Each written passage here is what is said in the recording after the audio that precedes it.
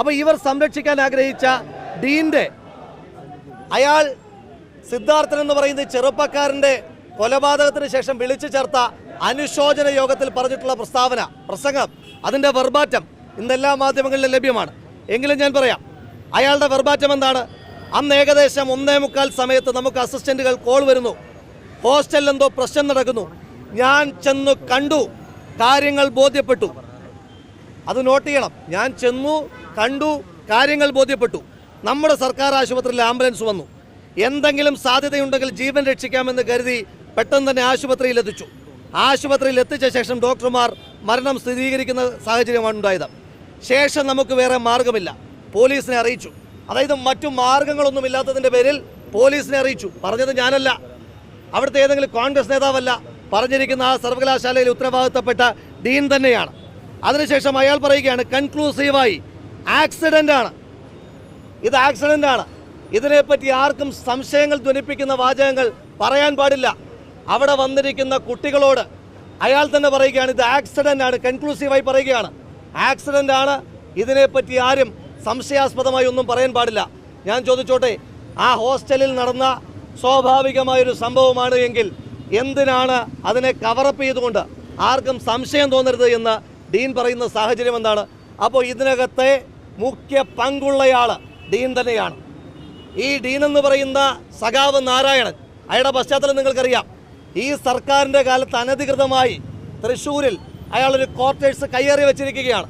അയാൾക്ക് അവകാശമില്ലാത്ത ക്വാർട്ടേഴ്സ് ഈ സർക്കാരിൻ്റെ 7 വർഷക്കാലമായി അനധികൃതമായി കയ്യേറ്റം ചെയ്തു വെച്ചിരിക്കുന്ന സാഹചര്യം അയാൾക്കുണ്ട്. അയാൾ എല്ലാ കാലത്തും SFI എന്ന് പറയുന്ന പ്രസ്ഥാനത്തെ തീറ്റിപ്പോറ്റുന്നയാളാണ്. ഉത്തരവാദിത്വത്തോടെ പറയട്ടെ, SFI എന്ന് പറയുന്ന സംഘടനയുടെ ചിയറപ്പ് വിത്ത് SFI എന്ന പരിപാടി ഉദ്ഘാടനം ചെയ്തു എന്ന് മാത്രമല്ല, നാരായണന് SFI ആയിട്ട് ചിയേഴ്സ് ബന്ധമാണ് ആ സർവകലാശാലയ്ക്കകത്തുള്ളത് എന്ന് ഉത്തരവാദിത്വത്തോടുകൂടി പറയുവാൻ ആഗ്രഹിക്കുന്നു. അയാൾ വിളിച്ചു ചേർത്ത അനുശോചന യോഗത്തിൻ്റെ പ്രത്യേകത എന്താ? ആ അനുശോചന യോഗത്തിൻ്റെ മുൻവരിയിലിരിക്കുന്ന ആളുകൾ അത്രയും ഇന്ന് പോലീസിൻ്റെ പ്രതിപ്പട്ടികയിലുള്ള ആളുകളാണ്. ആടിനെ കൊന്നതിന് ശേഷം ചെന്നായ്ക്കളുടെ അനുശോചന യോഗമായിരുന്നു നാരായണൻ എന്ന് പറയുന്ന ചെന്നായുടെ നേതൃത്വത്തിൽ അവിടെ സംഘടിപ്പിച്ചിട്ടുള്ളത്.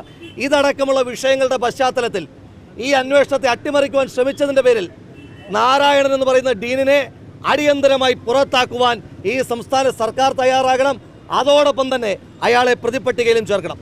ഇത്ര ക്രൂരമായ ആൾക്കൂട്ട വിചാരണ മനസ്സിലാക്കണം. നമ്മുടെയൊക്കെ ഹൃദയത്തെ തൊടുന്ന രീതിയിൽ ഒരു ചെറുപ്പക്കാരനെ 3 ദിവസക്കാലം ക്രൂരമായി മർദ്ദിക്കുക, ഒന്നാമത്തെ ബെൽറ്റ് പൊട്ടുന്നത് വരെ അടിക്കുക, രണ്ടാമത്തെ ബെൽറ്റ് പൊട്ടിയതിന് ശേഷം മാത്രം ബെൽറ്റ് വെച്ചുള്ള അടി നിർത്തുക.